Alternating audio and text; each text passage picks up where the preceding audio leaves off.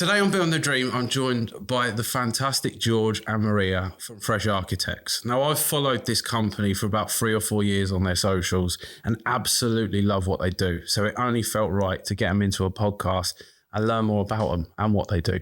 So welcome, George. Welcome, Maria, to Building the Dream. Thank you very much. How are we both doing today? Good? Good. Very good, thank you. Good. How's things? Busy? Very busy. Very busy. To be fair, it's been hard to get you both down, to drag you both down and do this. So how did you guys meet? Tell us a little bit of an introduction into Fresh Architects and how you guys met. So we used to work for other companies, much larger practices, working in London and everywhere else in the country. And that's how we met. We're both fully qualified architects. That's literally how we met, working for somebody else. But we always knew that we wanted to create our own company. Yeah, and then about 5.5 years ago now, wasn't it? Yeah. We started up Fresh. We started during quite a busy time. Obviously, it was COVID. So yeah, it was crazy. Probably the wrong time to start. You'd think so anyway, but then the phone literally just did not stop ringing. I think everyone was kind of stuck in their houses, looking around, thinking they needed more space. You know, everyone was all in the house all at once, and they needed extra places to work, extra space for the kids, things like that. So yeah, And people had too much money. exactly. People had too much Saving it all. I would say you're sort of known for clean-lined, future-focused designs, very contemporary. Like you do a lot of sort of beachfront properties that look absolutely amazing. What sort of led you guys to that? Is it your clients? Is that something you really enjoy doing? I think naturally we both love the contemporary look, like the clean, crisp lines and making things quite contemporary. It also have an impact what the clients want. Sometimes they want to be really contemporary, and then it's when we get the most excitement out of the project. Other times they want to be a bit more traditional, more in keeping with the road, which we can also work with. But what we really enjoy doing is the contemporary, personally at least. Yeah, it's important for us to be able to do both, obviously, because there's a massive market for the traditional as well. Like you come into kind of where we are now, you know, like the more kind of rural setting, and sometimes those modern things just don't fly with the council or kind of like the local community and things like that. But yeah, I think the ones we enjoy are the kind of high-tech, modern beachfront style properties. Yeah. So have you ever come across imagine a nice traditional row of houses and then someone wants to put a modern beachfront villa right smack bang in the middle of that? How does that work? How does that look? Well, someone has to start. So someone has to be the first one. If that's going to happen, then maybe, you know, I'm thinking of kind of a road that we work on quite regularly in East Preston. There's quite a few kind of private estates down there, and they were kind of built several decades ago, you know, when the construction wasn't so great. And yeah, they're being kind of flattened now. And these beachfront properties are coming up, and they're 3 stories, and what was there before was like a single story bungalow. But yeah, someone's got to start. So yeah, I suppose that's very true. Yeah, you need to look at the wider context as well, and then see whether you can get precedents from, even if they seem impossible. There is always something that you can say, this house was built with this kind of flat roof over here and that, and, you know, put some things together to get you to your end goal. So there is a way to do everything. There is, yes. Almost. Have you ever had a project where it didn't, for whatever reason, you couldn't quite do what you wanted to do? I think we just have to adapt, really. Yeah. It might be that they say certain elements, you know, like you need to reduce the height of the ridge, and then we don't always kind of just give into it. We'll say, all right, yeah, we'll reduce the size of the ridge if you let us go a little bit more out the side. So yeah, it's a bit of kind of negotiation usually with the council. I think the clients always know that we're pushing the boundaries. So they know that there might be a little bit of, you know, going back to. Do you think your reputation of building these amazing looking houses really helps when it comes to getting the planning for the clients? I think so. I mean, we've got touch everything. We've got 100% planning approvals, record of planning approvals. We've never got a refusal in any of our applications. But But I think you can tell because you can see that we push the boundaries. Some other architects might just do really contemporary, really traditional builds. And always kind of the same, whilst we try to keep it like really a wide variety of buildings. Yeah, it's an interesting question. Do you mean from the council? Yeah, I mean, like if I'm just wondering, obviously I'm not in this world. I'm wondering if, say I was a client and I was choosing an architect, if an architect success rate in that local area is quite high, it might then say, okay, they're the right people for me, or I might have tried an architect and they're not quite aligned with that local council. Does that make sense? Yeah, it's interesting because like the council, they're really subjective, even though they shouldn't be. It should be like an objective process, but we find that it depends who's dealing with the case from the council. Obviously, as we've done more and more applications, we kind of get to know who's working there. So yeah, we sometimes someone from the council might pop up and we'll be like, oh no, it's going to be a nightmare. We might get someone else who's a little bit more pro development. And yeah, they'll say it's subjective all day long, but it's definitely it's definitely some subjectivity to it. Yeah, I mean, and obviously the government are saying we're relaxing planning. Have you noticed that? How are they actually relaxing planning? Do you feel? I would say no. I haven't really noticed anything like that, other than they're getting slower and slower at giving us responses and being collaborating with us and the projects and being like responsive. If anything, things are getting like busier and they have less resource.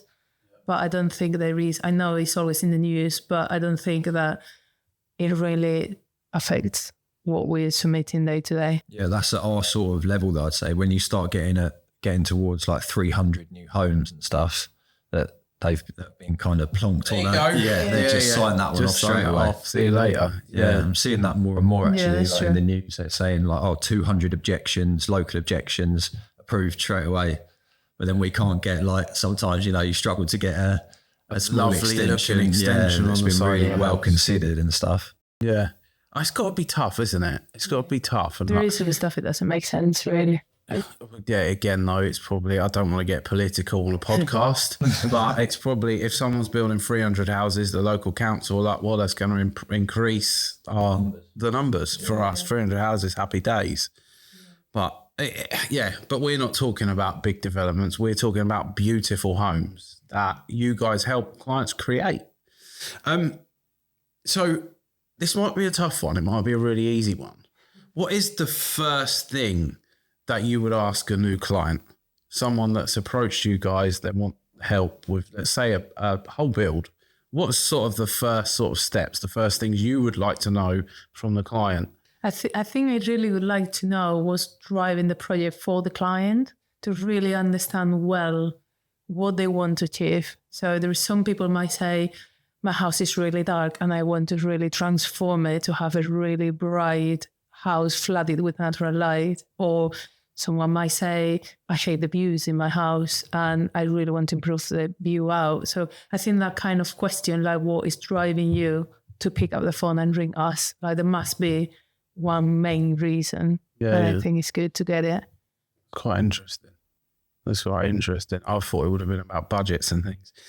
Well, that comes next. So what are the steps? How do you guys turn someone's like dream Pinterest board, mood board? I'd imagine a lot of your clients have been planning this for years. I'd imagine they've got all these wacky and wild ideas. How do you then turn that from like a Pinterest mood board to a real thing? How does that process look? And is it difficult? Is it easy? I guess it depends on the client. Yeah, so we go kind of like brief, which is kind of what Maria was saying. And that's like the Pinterest board side of things. They're like, I want a infinity pool at the back, or want, a gym in the basement, all of these sorts of things. And then, we just kind of take it forwards. The budget kind of aligns with those expectations, and if it doesn't, that's when we've got the first kind of challenge, really, and we need to tell them, either to take it down a little bit, or Yeah, it's rare that we can kind of push it with the budget. It usually goes the other way. Yeah. I think we always start with the ideas first. Yeah. You don't just start with how much money have you got for this project, but then it's closely followed by the budget, because it really makes a huge difference. If the budget is there, then the project can be beautiful. Yeah, and I guess it's probably quite an awkward conversation to have sometimes, isn't it? Because you guys know what you know how much an infinity pool costs with everything, all the bells and whistles and a pool house and stuff. You know what that costs. Whereas someone might have been Googling swimming pool, and it's come up, and it's, again, this is why I like doing this podcast, because you don't know where to go. There's so much noise, we call it in what I do, surface blindness. Customers come to us. They've looked at 1,000 different things on Pinterest and the internet, and they're like, surface blind. They don't know what they're doing. I'd imagine it's very similar in your industry. They're sort of design blind. Yeah, they Google too much, I think, and it would be better if they approach people to find out realistic cost in the local area where you are, because it changes massively. Some people might be Googling something and finding out how much something costs, but maybe it's up north and it's very different to first line by the sea. Yeah. And I suppose, and you do a lot of projects on the beach, seafront, from like I've seen. Does that come with its own challenges, building on the seafront, with terms of what? Yeah. Because of the sea salt, you get hit with the prevailing wind. I mean, the products are so important for the exterior.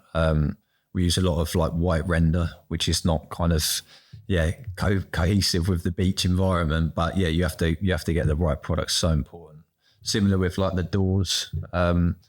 Like we've had a situation where we've turned up to a house before that we were going to be working on. Luckily, not one that we'd worked on. But they'd had sliding doors installed, and the wind is so bad down there that it's actually moving the glass. Really? So the glass moves in and the door's leaking. So the door's in fine, but the actual glass is being pushed in so hard that the doors are leaking. So yeah, everything needs to be considered, like hurricane-proof doors. You need like your silicone renders with all the warranties and guarantees behind them. Yeah. Yeah, because salt water can make a beautiful house look not very beautiful in a very short space of time. Short as well, Very short space. It's the same with the heat though. Like those properties have like the sun overheating them. So it's a lot to consider.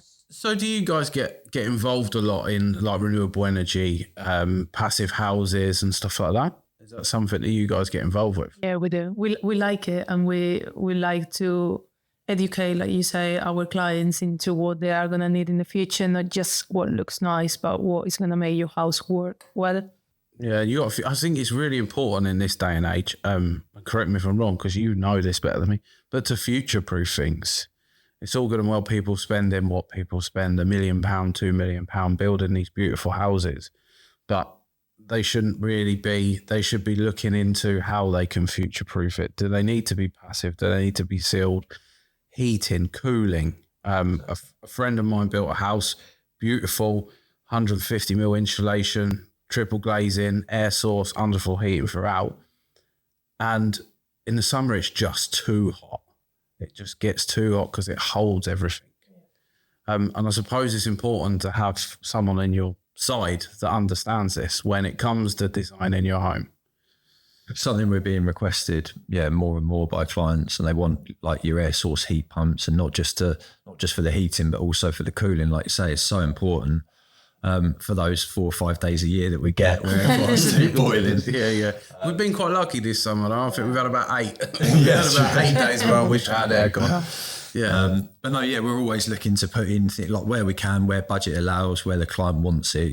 We're looking to put in things like your green roofs, your inset solar panels, all combined together. When they all link up, that's when it starts to work really well. And we've got some clients who are actually, they've got these big houses and their bills are zero or less than zero, actually selling energy back to the grid, which is amazing.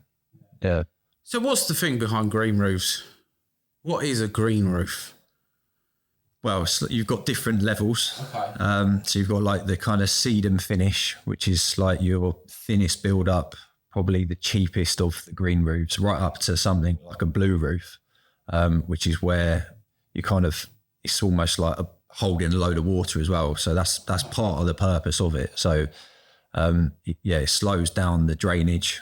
So if you've got a site that's kind of heavily concreted or heavily paved, the green roofs can kind of slow that drainage down, just because it kind of permeates through the green. And then you've usually got like an egg crate kind of system that then attenuates the water and slowly releases it into the drainage system.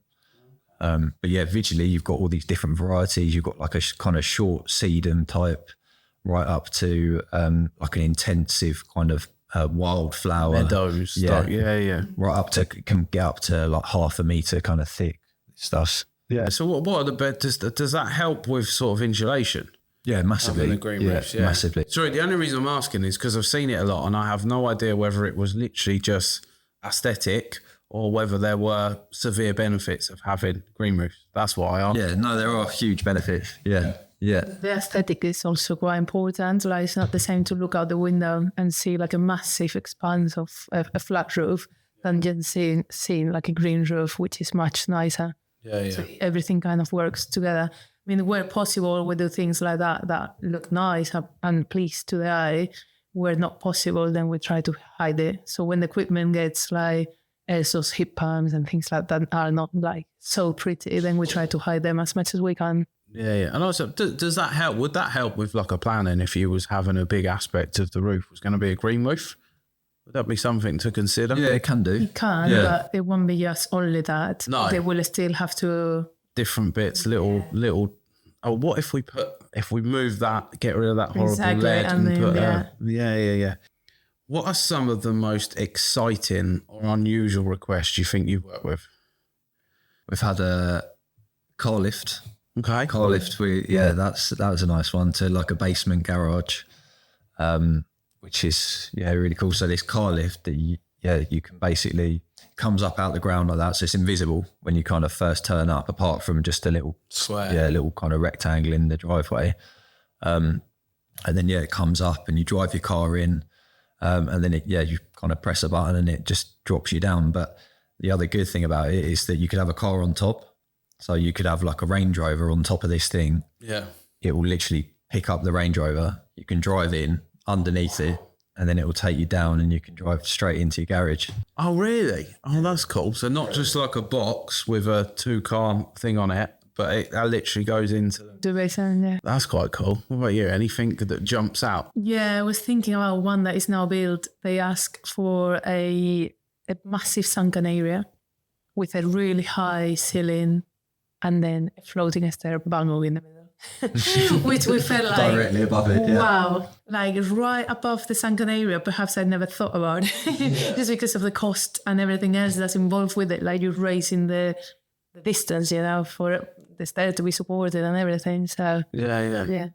Oh, it is amazing what can be done with a bit of ingenuity and and I guess it's probably quite exciting for you guys. If a client comes to you with a bit of a challenge, if you're anything like me, I enjoy a challenge because it's what we get up for, and every day's a school day. Oh, can we do that? Yeah. Like the lift. I bet the lift was like okay, how are we going to do this? And then you make it work. That's exactly what we like, really. Like we get more excited about all of that than someone who just wants like a simple rear extension, which we do as well. But yeah, let's talk about, where do you find that people mostly sort of misjudge the budget? Where does it tend to go off kilter the most? I'd say it's right at the start. Yeah. Like when they come up, we say, okay, so go through the brief. This is what you want. These are all the factors you want us to consider. What's your budget? That figure that comes back is usually way off. So... Yeah. How do you overcome that then? Is that a case of using your expertise to sort of bring them back down to earth a little bit and say, well, we can do this and this? What are the most, I would imagine you find yourself, right, you've got 15 things on your list here. What are the top 7? Yeah, so that's the thing. We have to do it.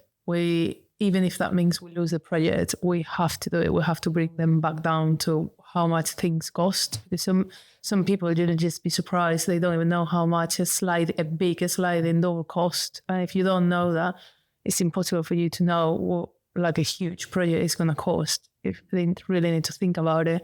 And we always ask them to prioritize. So when that happens, we say, okay, so we've discussed all of this. What is your must have? And then the others will achieve in a different way rather than in the top quality one. It might be the actual size of it as well, you know.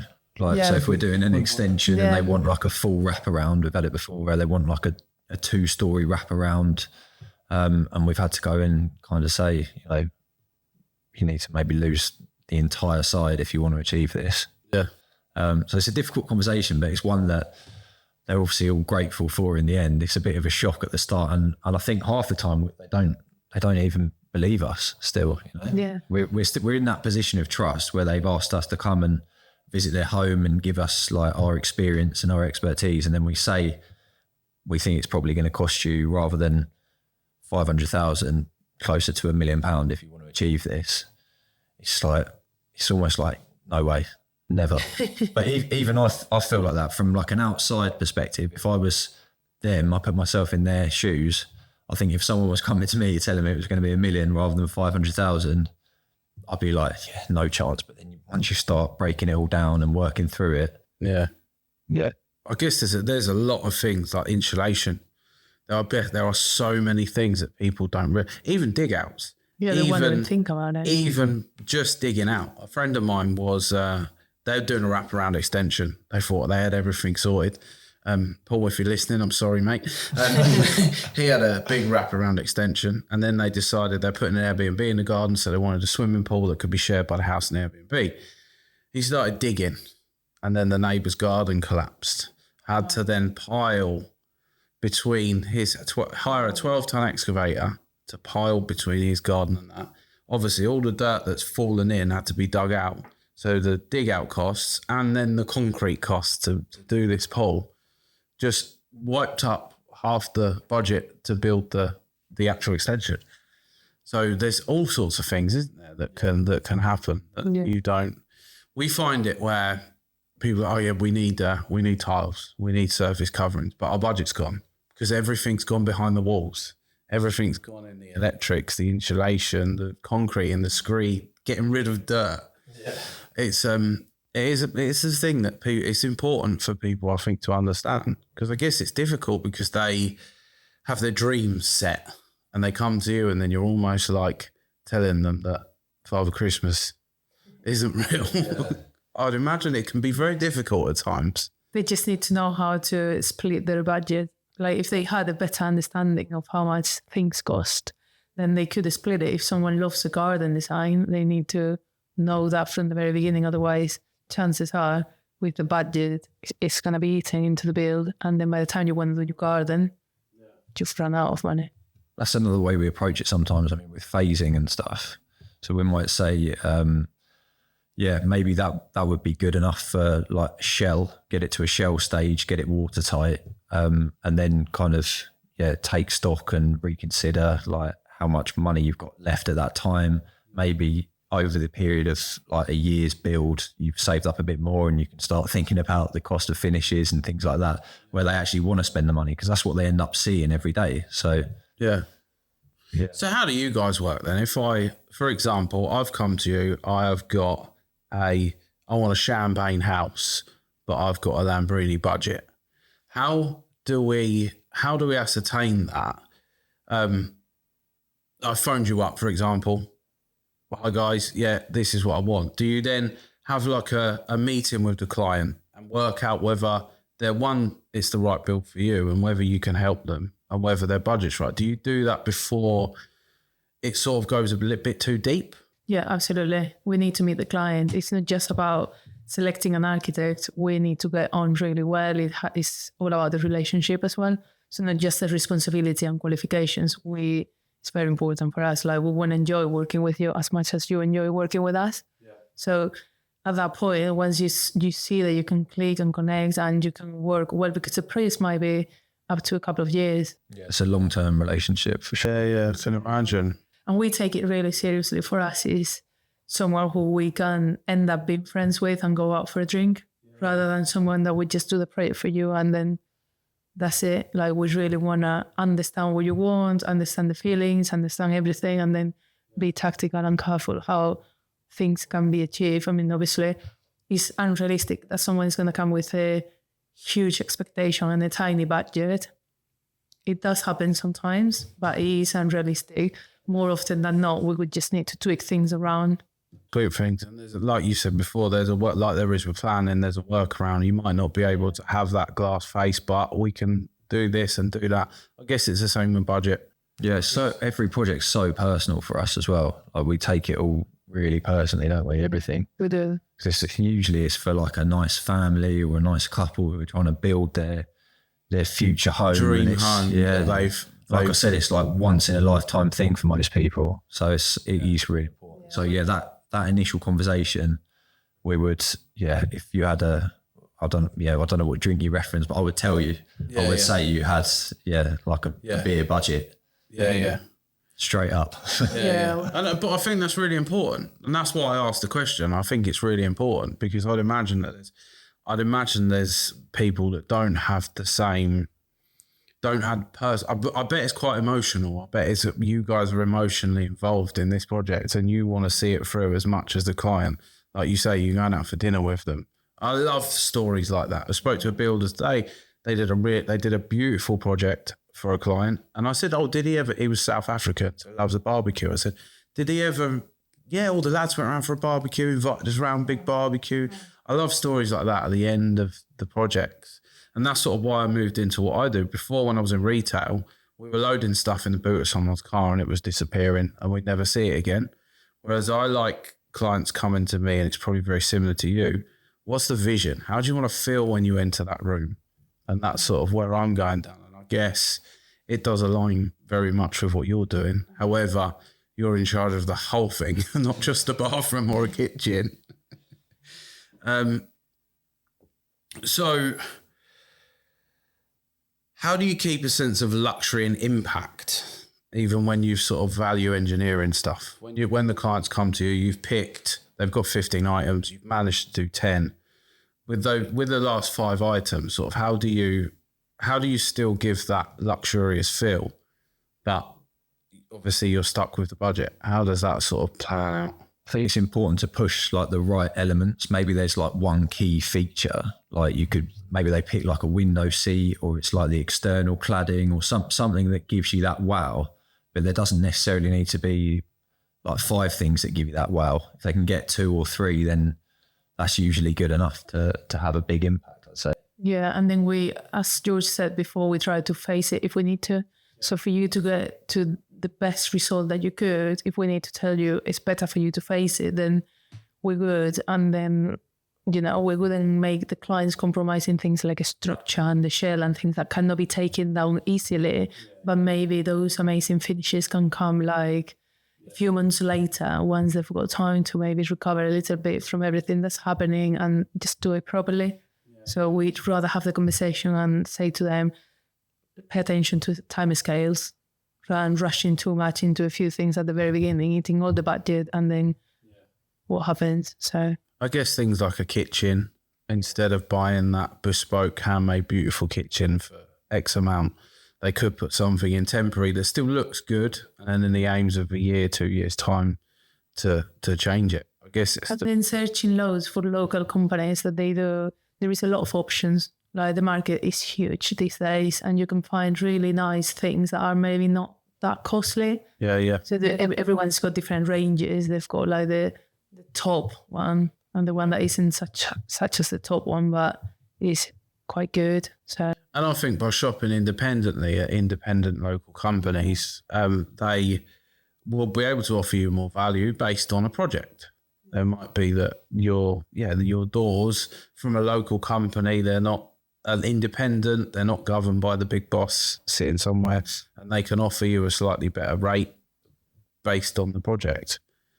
But it's probably a very important thing, isn't it? Budget. I'd imagine you come up against it. It's key, really, for every single project. And everything. We can get carried away as well. We can say to someone, but you've got this budget. And then during the process, they might be like, can you add this and that? And it's like, we need to keep reminding them, but this was your budget.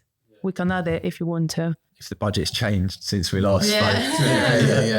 Yeah. I mean, but the thing is though, you watch Grand Designs, you watch all these programs. I don't think I've ever seen one where they didn't go over budget. By double. By double, triple, etc. So what would you say would be, so you said it sort of before, we've loosely touched on this. What would you say is worth investing in, and where is a good place to make smart savings? I guess the structure, things that can't be removed easily. Exactly that. Things that cannot be removed easily. Then it depends on the brief as well. If someone comes and says, like I said, my house is really dark and I want natural light, then glazing is going to play a huge part of the process and the budget. So it depends on the brief. It's really bespoke. But once we understand exactly the end goal, we can give them a list of priorities almost and say, this is where you want to spend the money and this is where you don't want to spend the money. Glazing's a key one, I'd say, because you can make something go from looking quite normal to looking quite special. So you could get like a door that's standard door is 2.1. If you make that 2.5 all of a sudden all the way around, all of a sudden you're letting that much more light in. It looks different from the outside, and everything kind of changes straight away, doesn't it? Glazing is huge. Glazing, especially for the exterior, and I guess the interior. And the interior, the amount of light, natural light that you let in. Glazing's come a long way now, isn't it? Everybody worries. We worked on a project and they had big glazing and they were worried about it being too hot because there's so much glazing. But I guess there's ways around that now, isn't there? Yeah, I mean, you can get the triple glazing. We do like overhangs and stuff as well. So you get the architectural feature, but it's also serving a function. So it stays sort of shady. Yeah, at the worst point of the day. So when the sun's highest, you block out that worst light. Yeah, when you talk about things like that, you've then got, when you're designing the property, you've got to think about where the sun rises. Oh, absolutely. Yeah, the orientation is key. There's so much, just having this brief conversation, there's so much that just even goes over my head. So I can't imagine what it's like for clients. I bet it's whoa! We thought this was going to be so simple and it would be done in 3 months and we'd have the beautiful house. We touched on this, but what should listeners know about planning permission, especially in sort of, I know you've done a little bit of conservation stuff, you do work on conservation stuff, but what do you think the listeners should be aware of when it comes to applying for planning permission? If there was 3 top things you would say, right, we're going for planning, but we've got to consider, what's the 3 things that normally? I think one of the things is be patient. Some people really are in a rush to get their projects done. There is an element there with the time that we can't control, completely outside our control. So one of them is definitely time, be patient, and then allow it as long as it needs to, because we can liaise with the council and things can be approved, but we need to be in a position, if you're really stubborn and you just want one thing, then it's just not going to go down well. You need to be open to some alterations. That would be number 2, I'll say. Always, I say location as well. Yeah, and location. Like just being realistic about where you are. If you are in a conservation area, then you're going to be a little bit more restricted generally. It doesn't mean anything's kind of impossible, but you're going to be a little bit more restricted than you would be if you weren't in that area. But that's not to say that you can't have something modern, which contrasts against something quite traditional, something we get asked for. Yeah. It's I'd imagine it's quite exciting when you get someone come to you with something a bit more traditional and they want to put a big extension on the side, but they want to have it a bit more contemporary and then mixing the 2 in. I'd imagine that's quite an exciting project. Absolutely. To work on that. Yeah, one that springs to mind is one that we've got down Worthing Seafront at the moment. You might have seen it online. It's like you mentioned a roof terrace when we were talking before. So you might have seen that one, but that's in a conservation area. The kind of typical white seafront buildings, really old traditional style. And they want like a modern contemporary roof terrace on top of that. So that's in for planning at the moment. It's been in quite a while. We're constantly going back and forth, liaising with the council, but yeah, I think it's almost over the line. So hopefully we'll get it there. So that, by the sounds of it, that one's been a little bit tricky. Have you had to make a lot of adjustments to get the council to approve that one? I think that's a bit of an anomaly. It was kind of like the first one of its kind in the 5 years that we've been going. Because we did the typical process. We did like the pre-application, which is basically when you submit the application before planning to try and get kind of a feel for what the council is going to say about it. So we did that and got the ideas from like the case officer who's going to be looking after it, which we decided what they said to us wasn't quite right. So we wanted to push it a little bit further. And we went in for the full application without listening to that advice that they gave us, but justifying the reasons that we hadn't kind of agreed with their approach, looking at like other local examples and things like that, basically justifying with good reason, I think, why we hadn't done it. But then I think it was a bit of a dent to the ego of them, and I think that's caused us a few difficulties, massive delays. Like I said, it's really subjective, and I think they probably take it a bit personally where they shouldn't as well. I think we're still liaising. I think we'll get there eventually. I'm sure we will. We always prioritize the clients as well. So if they want something and the case officer comes and says it can't happen because of X, Y, and Z, and our clients really want it to happen that way, then we need to come up with all sorts of backup options. Yeah. And I say that I don't want problems, I want solutions. And I guess it's very sort of, you do that a lot within what you do. It's solution finding. There's always a way to do something. And I think the planning thing that we said about waiting, I've heard so many horror stories of people waiting for planning for a very long time. I suppose it can be quite disheartening. Yeah, I think the worst we've had is about maybe 6 months. Yeah. We haven't had more than that, but we've heard from clients that had gone with somebody else before that they had been waiting for maybe a couple of years. And that is, to us, unacceptable. That roof terrace is probably up there as one of the longer ones. Yeah. We had one as well for a new build house where the liaison with the council was really good. We had like really positive feedback. And then, it all suddenly turned on its head. I don't know if sometimes you wonder if maybe like a neighbour knows someone in the council a bit higher up, because basically the person we were liaising with was completely happy. Yeah. And then their manager basically overrode what they were saying and said, like, we're not going to accept this kind of thing. So that happened. But then you go through the appeal process, which takes even longer.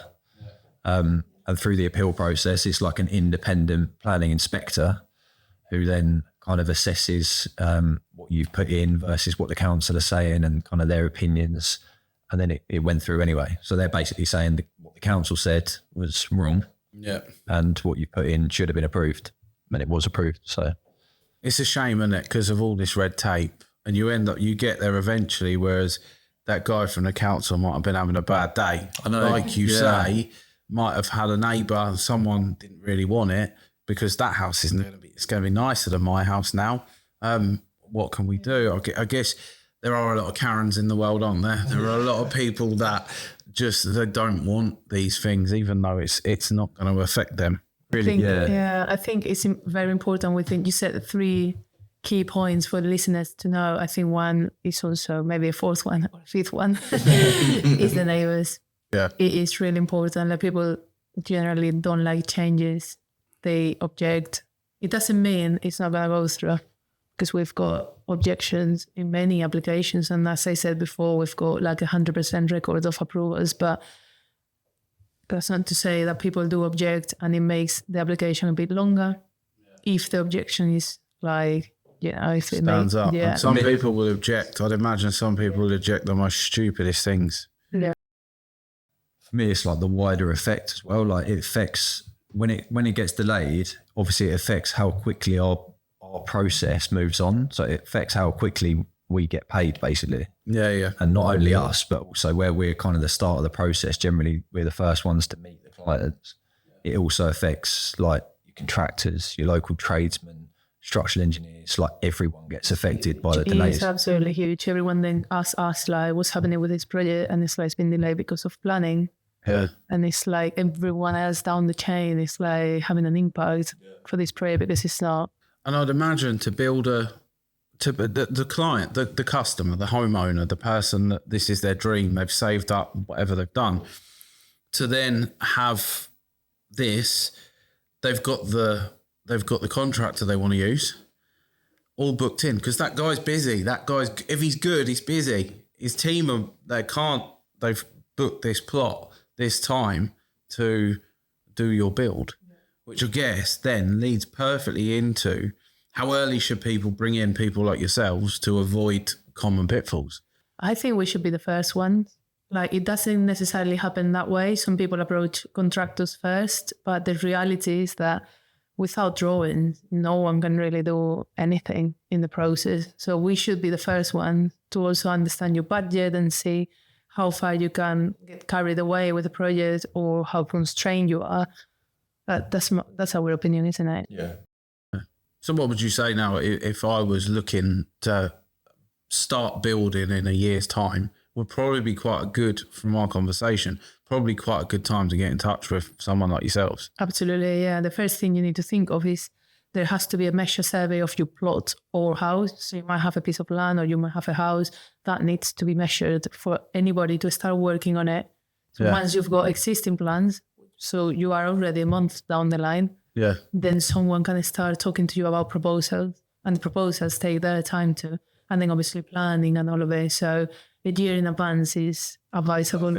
Yeah. You can't really start too soon either, because all you need is that final package of information that you're going to pass on to the contractor.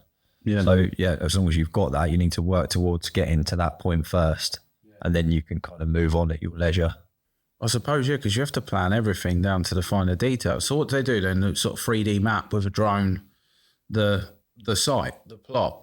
Is that sort of how it works? Yeah, it's more like a spinning laser. So you know, the guys you see with the kind of tripods out there, and you wonder like what they're doing. Are they trying to catch me speeding? But they're actually, they're measuring like the road and kind of taking the heights of the topography. And yeah. There's lots to consider, isn't there? It's not just a case of, hi George, Maria, can I build a house, please? Can I build a house? How do you build homes that are beautiful today and still relevant in 20 years? Cool, that's a challenge. I think, it's just about looking at like what materials are not just current, but what are going to withstand the weather, the test of time. I mean, there's some materials I'd say maybe they're like in the moment.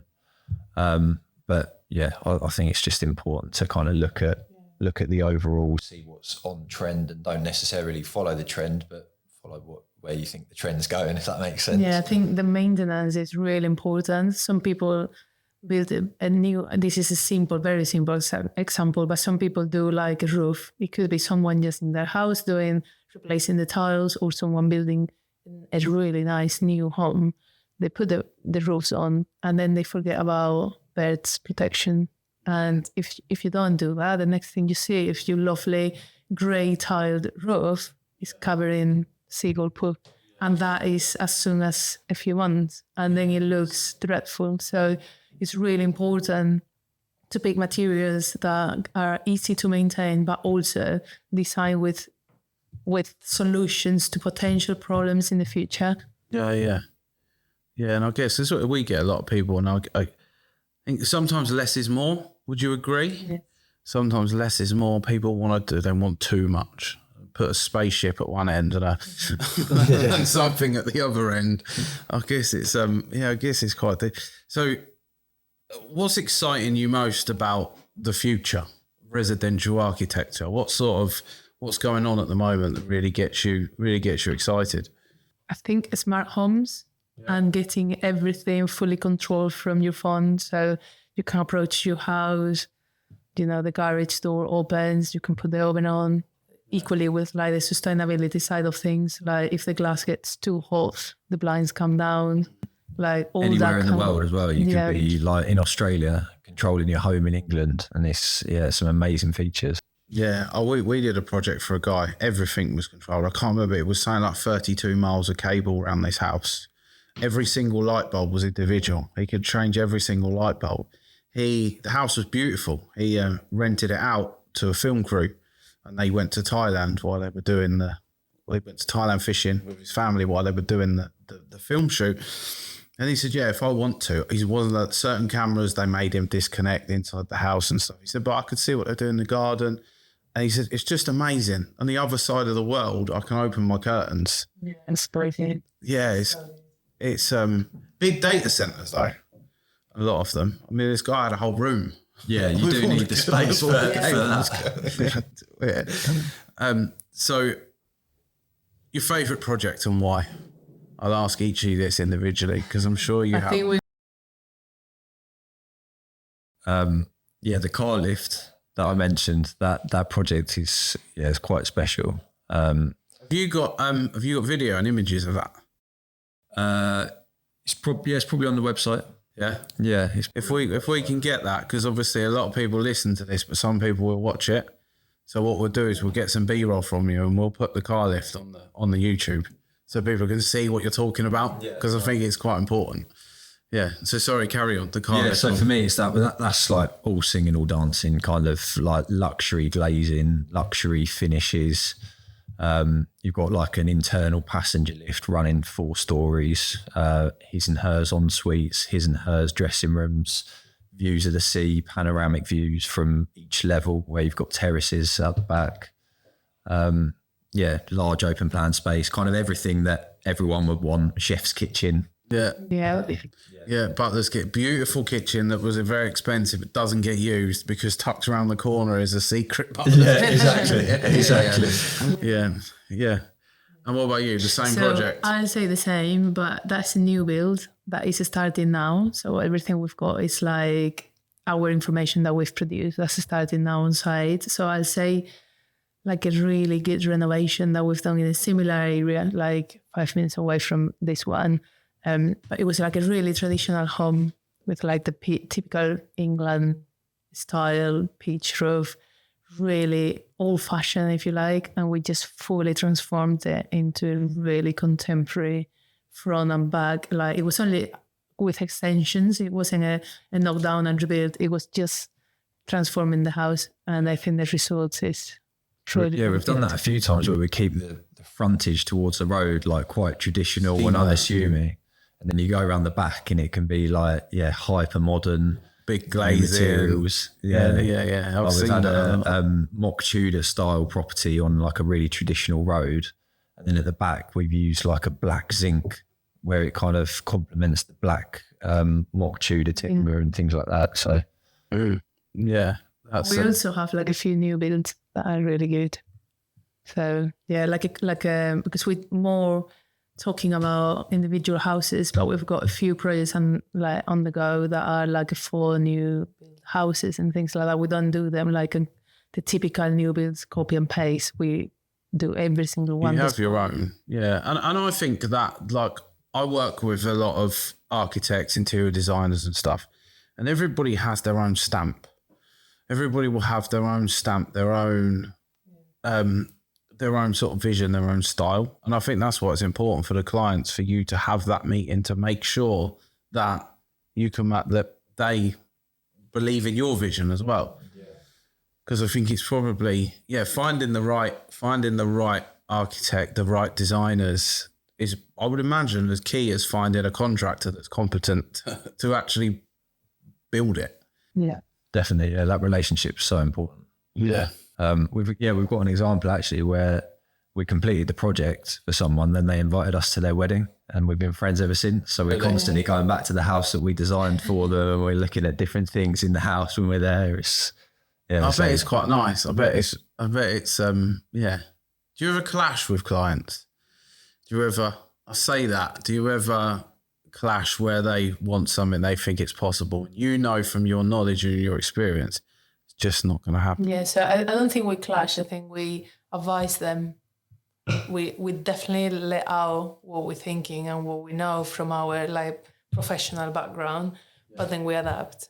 So if someone wants something different to what we're recommending them that that's fine. We adapt. Yeah, We have to. There's so many different characters out there as well. Like we are dealing with the general public still. So it's, you never know kind of. You never know. Some people are relaxed and calm and laid back. Some of them, I'd imagine, they've been saving for this. It's got to be perfect, and they're inspecting every last thing. And some people just trust you.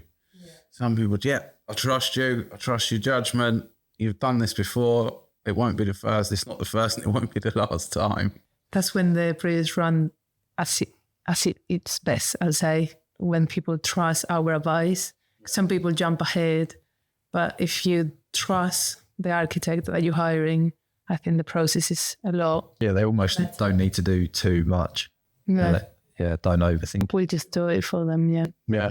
So do you just do the architecture, or do you guys get involved with the interior design?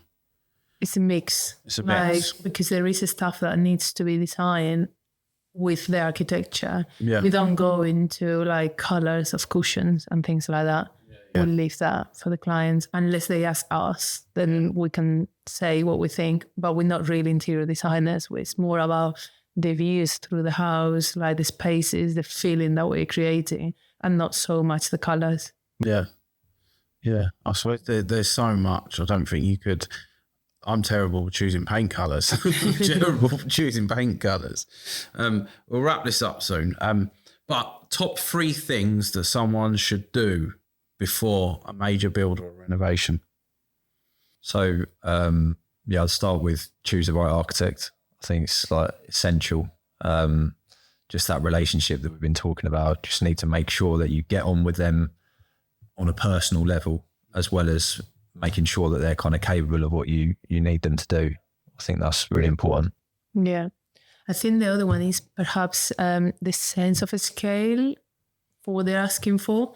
So some people might say, I want a 6-meter extension. And it's like, you actually know what 6 meter is giving you. Map that into garden, have a look, because when you remove your existing rear wall, you've got 6 meters plus all the room, like understand what you're asking for, the sense of a scale, and at any level, even if it's a new build. Like some people come up with numbers that they think is going to work, and then they might be surprised how big things are. We won't propose something that is small because we'll make sure everything fits in it. But sometimes people, without knowing, they can ask for more than what they need. Yeah. So a sense of a scale is very important. And then budget as well, like we keep saying. Budget. Maybe just take that initial figure and just double it. And then you're fine. And then you'll be close. Well, just make sure you understand it, I think. Just make sure you understand it, and don't go searching on the internet, because it's not, if your bifolds for the back of your beautiful beach house, like you said, are averaging at £70,000 and someone can do it for 12, chances are it's not going to work. This is a big one. What's one thing people should absolutely avoid? I think for me, it's jumping ahead. Yeah. Trying to jump in the process. There is a process. Trying to run before you can walk. It's tested. We've done it 1,000 times. Just trust it and follow it. Trust the process. Yeah. Yeah. I think so. That's, I'd say the same there. Yeah. Last couple. Any quick guidance for people stuck between big ideas and tight budgets? Obviously, we spoke about this. But anything that sort of jumps to your head, cut back. I think maybe be realistic with the space that you have. So if it's a renovation, obviously it's different if it's a new build, but if it is a renovation, be realistic with the space that you have, the ceiling heights, so that you understand your house. Yeah. Getting yourself phasing as well, maybe. Yeah. Like if there's an obvious part where you can say, oh, maybe it's like, I want to do the loft and the extension. Maybe they start with the loft and save the extension for when they've got that experience. Because once they've been through one part of the project as well, they'll have a much better understanding of costs and the whole process. Yeah. Maybe build the pool house and not the pool. Or build the pool and not the pool house. Yeah. Exactly. Future-proof and then finish it if you need to. But it's true what George is saying. Like, if a client has gone through a process, they'll have a much better understanding than if they don't. And if they don't, it's sometimes when they are too ambitious. So cut your ambitions because this is an expensive game, I'll say. Yeah. Do you find a lot of people, they'll boycott the landscaping, especially out the front of the house? Yeah, I don't know if it's a boycott or if it's just like at that part of the project where they've maybe run out of money for a while. Yeah. And they need to pull it back in a little bit. We find that with a lot of projects, the internals get that. Obviously, of course, I know you're going to do your garden. Well, I did my garden first because I like spending time outside and the house was livable. But yeah, I think we find it with a lot of clients that they'll leave. You'll do the house and you'll open the front door and it looks beautiful, but the drive's still MOT, weeds growing everywhere. Yeah. So where can people find more about you guys at Fresh Architects? Shameless plug. So yeah, Google is probably our best tool, really. We've got all the reviews on there as well. Loads of our projects on our website. We keep the website pretty well up to date. So there's lots of projects on there, different stages, different sizes as well. We do the full range, like I said. So anything from like a small extension right up to new build houses, like 5 or 6 on a site, say. But yeah, anything in between as well. Yeah, I think there is some updates in social media. I don't know if that's how you found us. Yeah, I've followed you on social media for quite a while. Yeah, from the social media, just to look at the stuff, and then we sort of walk down that seafront and see some of the stuff that you have worked on, and it inspires me, and it all looks amazing. It all looks amazing. So thank you so much, guys, for coming on Building the Dream. Well, thank you. I hope you've enjoyed it. Us. And it's been great. We'll talk again soon. Lovely. Thank you. Thank you.